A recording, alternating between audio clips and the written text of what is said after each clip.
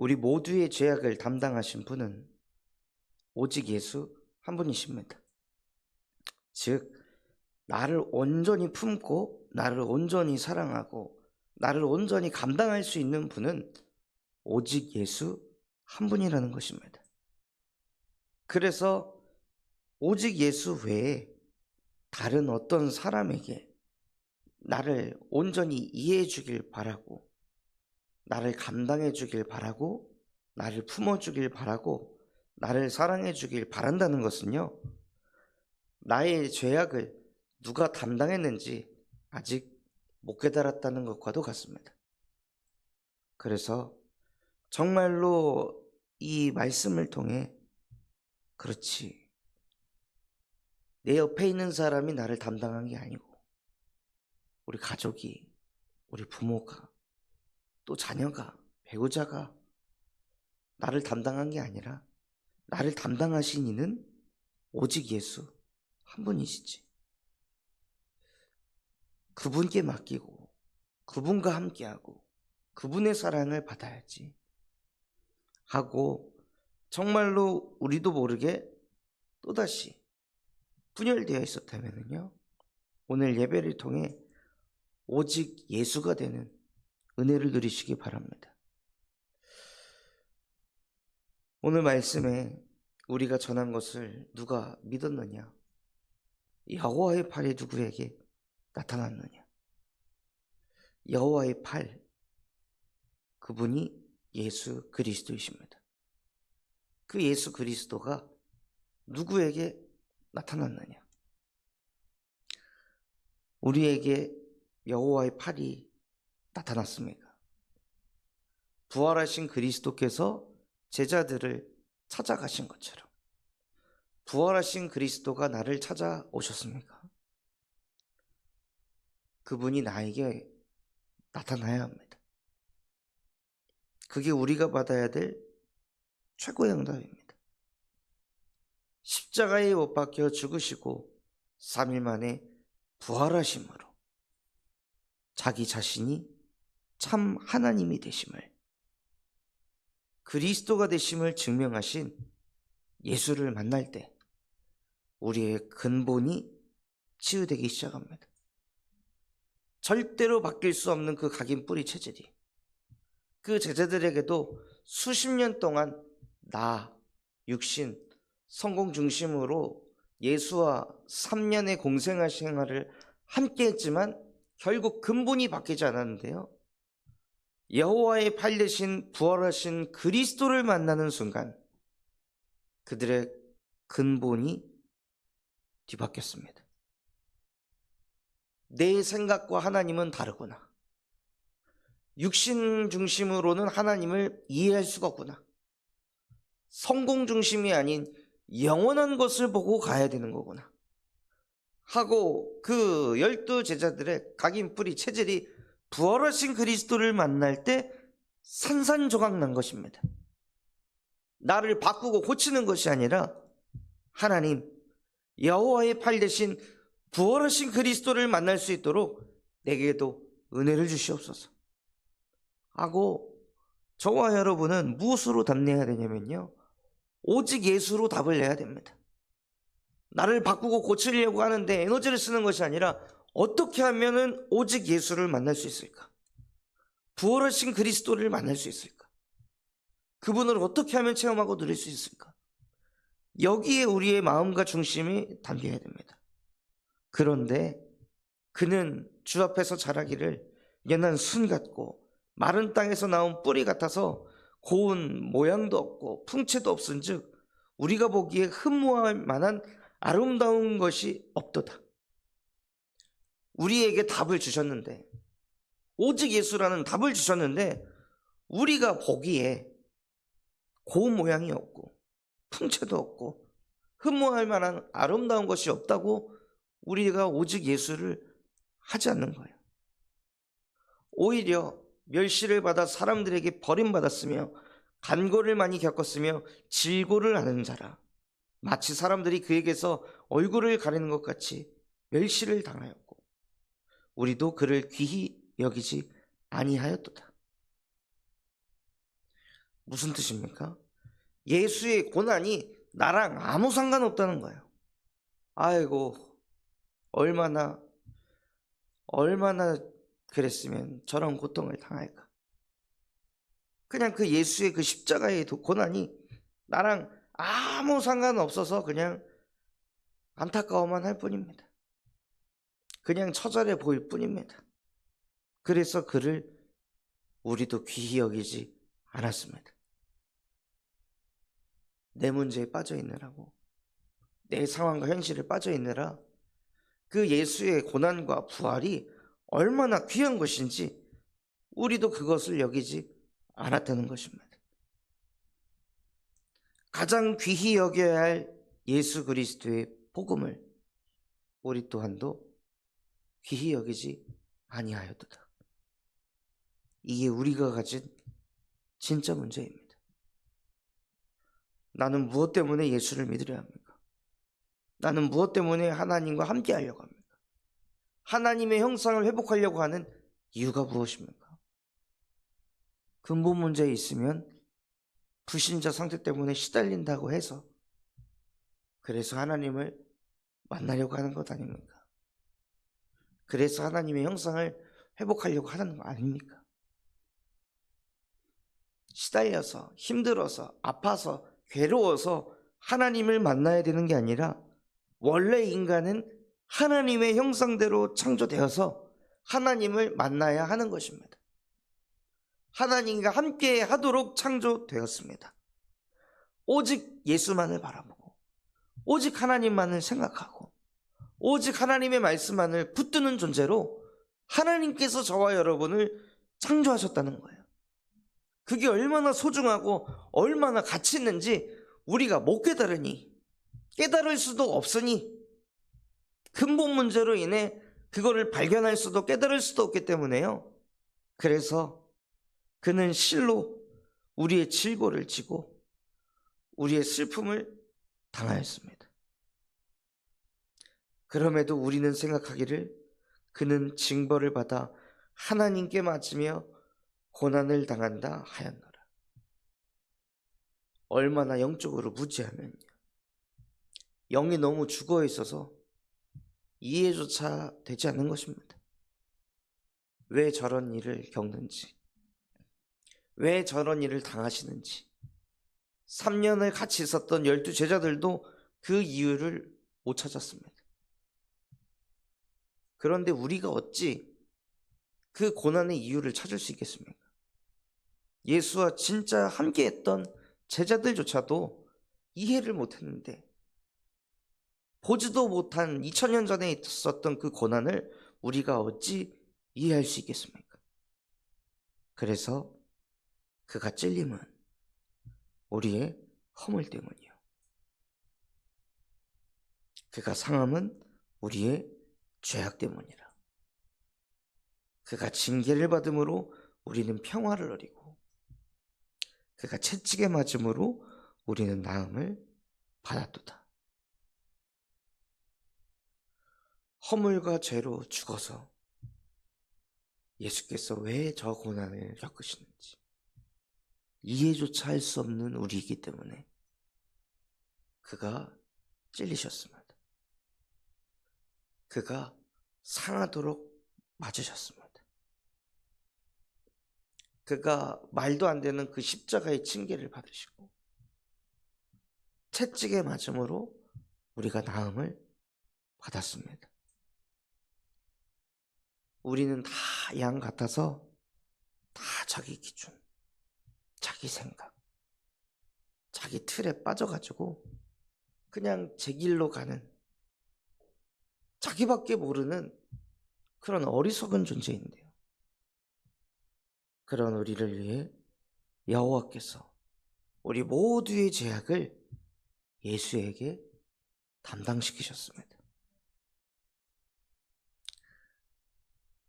우리가 양이기 때문에요, 우리 모두의 죄악을 담당하신 우리의 목자 예수가 아니고서는 우리가 제 길로 돌아올 방법이 없습니다. 죄를 범했다는 것은 관역에서 벗어난다, 관역에서 벗어났는데 어떻게 돌아갈 수 있겠습니까? 아무리 쏴도 관역을 맞출 수가 없습니다. 아무리 발버둥을 쳐도 내가 왜 이렇게 불안한지, 왜 이렇게 두려운지 이유를 알 수가 없습니다. 왜 이렇게 마음이 끝도 없이 조급한지 이유를 알 수가 없습니다. 왜 이렇게 마음에 안식이 없고 평화가 없는지 이유를 알 수 없이 계속 그 이유를 찾으려고 몸부림을 치는데 아무리 몸부림을 쳐도 갈 길을 알질 못하니, 어떻게 해야 하나님을 만날 수 있는지 알지를 못하니, 그래서 우리 모두의 죄악을 예수에게 하나님께서 직접 담당시키셨습니다. 그 모두의 죄를 담당하시고 그 죄값을 치르기 위해서 그가 곤욕을 당하여 괴로울 때에도 그의 입을 열지 아니하였으며, 우리는 억울한 일 당하면 말해야 되잖아요. 속상하고 답답한 일 있으면 말해야 되잖아요. 예수께서는 잘못한 게 한 가지도 없는데 죄 없으신 하나님이신데 그 곤욕을 당하고 괴로움을 당하는데도 자기를 보호하려고, 다른 사람에게 나는 이런 사람이야 라고 자기를 지키려고 말 한마디 하지 않으셨습니다. 마치 도수점으로 끌려가는 어린 양과 털 깎는 자 앞에서 잠잠한 양같이 그의 입을 열지 아니하였도다. 안 끌려갈 수 있는 힘을 가지고 권세를 가지신 분인데 그것을 사용하지 않고 당신이 만든 피조물 따위에게 끌려가셔서 온갖 고문을 당하셨습니다.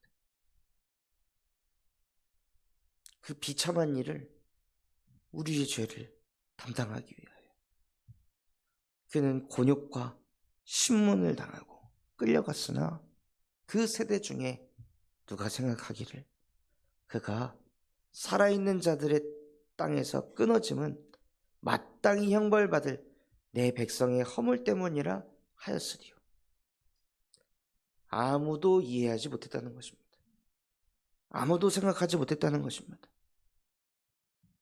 그 채찍질을 당하는 모습을 보는 이스라엘 백성들조차도, 제자들조차도 저 채찍이 나 때문이야, 저 고난이 나 때문이야, 이 메시지를 깨닫는 사람이 한 사람도 없는 거예요. 얼마나 외로우셨을까요? 인류를 위해 이 땅에 왔는데, 자기의 백성을 그들의 죄에서 건져내기 위해서 이 땅에 오셨는데 그 일을 아무도 이해를 못했습니다. 그는 강포를 행하지 아니하였고 그의 입에 거짓이 없었으나 그의 무덤이 악인들과 함께 있었으며 그가 죽은 후에 부자와 함께 있었도다. 심지어 죽음마저도 무덤이 악인들과 함께 있는 무덤이었습니다. 의인이 묻히는 무덤이 아닌 정말 인간 쓰레기들이 묻히는 그런 무덤에 버려주셨습니다. 거기에 그가 죽은 후에 부자와 함께 있었도다. 죽으셔서 어디까지 가셨냐? 지옥까지 가셨습니다. 부자가 있는 그 지옥까지 완전히 내려가셔서 우리의 모두의 죄악을 직접 담당하신 거예요. 그 죄로 인해 하나님 떠나 죽어서 영원한 지옥으로 들어가야 될 그 인간의 죄에 대한 값을 예수께서 직접 다 치르신 것입니다. 저와 여러분이 영원한 지옥 배경에서 살지 않게 하시려고 마땅히 죽어 지옥으로 들어갈 저와 여러분이 우리가 영원한 천국 배경을 누리게 하시려고 그 지옥까지도 내려가셔서 사망 권세 이기시고 십자가의 부활을 통해 그 지옥 배경을 이기셨습니다. 뱀의 머리를 완전히 박살내셨습니다. 그 십자가의 부활을 하신 그리스도께서 지금 보혜사 성령으로 우리와 함께 한다는 것입니다. 그래서 우리는 절대로 무너질 수 없습니다. 영원히 망할 수 없는 존재입니다. 영원한 천국 배경을 가진 하나님의 자녀입니다. 한번 하나님의 자녀는 영원히 하나님의 자녀입니다. 십자가의 부활은 순간의 부활이 아닙니다. 부활하고 다시 죽는 부활이 아닙니다. 영원한 부활입니다. 그 영원한 생명의 근원 되시는 예수 그리스도께서 지금 우리와 함께 한다는 것입니다. 그래서 우리를 이길 수 있는 문제, 상황, 현실 없습니다. 그럴 때마다 더 부활하신 예수를 만나 하나님과 함께하며 하나님의 정복을 보시기 바랍니다. 지옥까지도 정복하시는 하나님께서 지금 내가 가진 그 문제, 상황, 현실 정복 못하시겠습니까? 사망 권세까지 정복하신 그 그리스도께서 나와 함께 하시는데 무엇을 정복하고 다스리지 못하시겠습니까? 우리의 중심이 오직 예수 하고 있으면 됩니다. 또 여호와께서 그에게 상함을 받게 하시기를 원하사 질고를 당하게 하셨은즉 그의 영혼을 속건제물로 드리기에 이르면 그가 씨를 보게 되며 그의 날은 길 것이요 또 그의 손으로 여호와께 기뻐하시는 뜻을 성취하리로다. 여호와께서 예수님이 상함 받기를 원하셨습니다. 처음부터 그렇게 예정되어 있던 것입니다. 창세기 3장 15절부터 그 예수께서 오실 4천여년의 시간 동안 여호와께서는 그날이 오기를 기다리신 것입니다. 그래서 그의 영혼을 우리 모든 인류의 속건 제물로 드리도록 하셨습니다. 그래서 예수의 영혼을 통해 우리 모두의 죄악이 깨끗이 씻겨졌습니다. 하나님을 만날 수 없는 모든 조건을 십자가에서 회복시키신 것입니다. 나와 하나님 사이에 있던 그 휘장을 위에서부터 아래로 쪼개시면서 하나님을 만날 수 있는 새로운 살길을 열어주셨습니다. 그래서 그렇게 속건제물로 드리면 그가 씨를 보게 되며 그의 날은 길 것이요. 그래서 부활을 통하여 우리에게 영원히 하나님 만나는 길을 여셨습니다. 또 그의 손으로 여호와께서 기뻐하시는 뜻을 성취하리로다. 예수님은 자기의 일을 하러 온 것이 아니라 하나님의 일을 하러 오신 것입니다. 하나님의 기뻐하는 뜻을 성취하기 위해서 이 땅에 오셨습니다. 그가 자기 영혼에 수고한 것을 보고 만족하게 여길 것이라. 어찌 이럴 수 있겠습니까? 예수님이 하나님이시기 때문에 만족할 수 있는 것입니다. 우리도 우리가 뭔가를 계획하고 그 계획대로 이루어졌을 때 마음에 만족이 오잖아요. 하나님께서 4,000년 동안 계획하신 것을 이루었을 때 얼마나 만족하셨겠습니까? 드디어 그게 성취되는구나. 내가 그 일에 쓰임받는구나 하고 예수님은 오히려 그 십자가의 고난을 통해 만족하게 여겼다 하셨습니다. 인류의 죄가 이제 끝났다. 앞으로 나올 모든 인류의 죄 또한도 십자가에서 끝났다. 모든 것을 내가 이루었다 하고 선포하시고 만족하신 상태에서 영원히 떠나가셨습니다. 나의 의로운 종이 자기 지식으로 많은 사람을 의롭게 하며 또 그들의 죄악을 친히 담당하리로다. 예수님이 가진 지식은 많은 죄인을 많은 의인으로 뒤바꾼 지식이었습니다. 그렇다면 우리가 예수를 알게 되면 우리는 무엇을 드려야 되겠습니까? 우리가 정말 예수를 만나고 예수가 나의 주인이고 예수님께서 보혜사 성령으로 나와 함께 하신다면 우리의 생각은 어디에 있어야 되겠습니까? 살린다. 정죄하지 않는다. 판단하지 않는다. 오히려 범죄자를 위해 기도한다. 그 또한도 많은 사람의 죄를 담당하여 범죄자를 위해 기도하신 것과 같이 그 예수 그리스도께서 나와 함께 하신다면 하나님 나도 어떤 영혼도 판단하거나 정죄하지 않게 하여 주시옵소서. 나와 안 맞아도 나와 다른 거지. 그 사람을 틀렸다고 비방하거나 판단하거나 조롱하지 않게 하여 주옵소서. 정말로 예수 그리스도의 복음이 나의 복음이 돼서 모든 영혼이 품어지고 이해가 되고 수용이 되는 크리스찬으로 살게 하옵소서. 정말로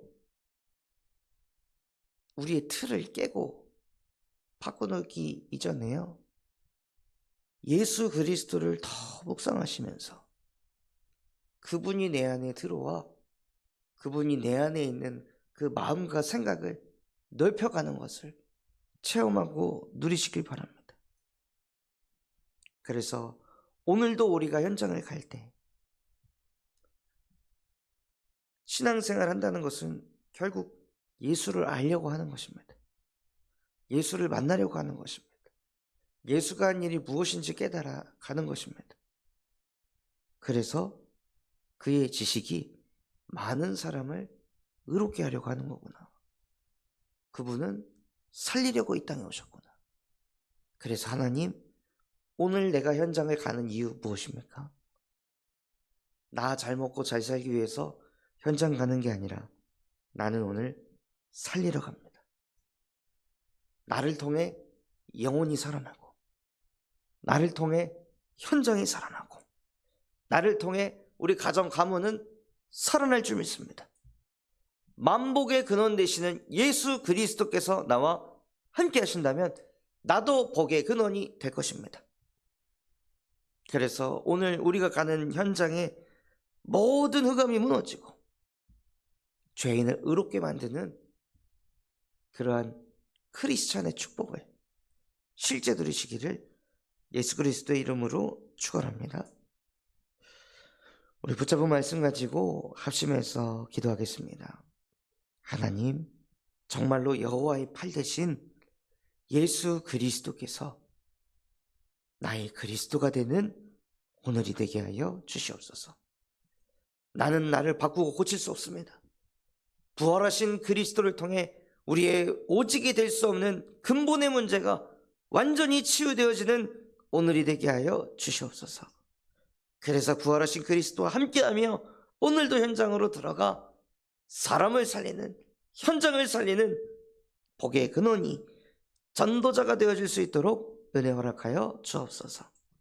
우리 군산 참소망교회가 금토일 시대를 열고 세 가지 뜰이 세워지게 하시며 청년 전도 운동이 일어나고 8번째 렘넌트를 세우는 렘넌트 시스템과 성경적 다락방 전도 운동을 100곳에 일으키게 하시고 바티잔 성견을 통해 미래를 살리는 7천 전문 지도자를 세우고 호프 동아리를 통해 마약 예방 교육을 할 전문인과 사역할 제자들이 세워지게 하시며 인도 전도학교를 통해 현장의 말씀 운동을 일으킬 주역이 세워지게 하시고 또한 다음 주 제주 캠프와 5월달에 진행되어질 군산 캠프를 통해 현장에 제자들이 찾아지게 하옵소서.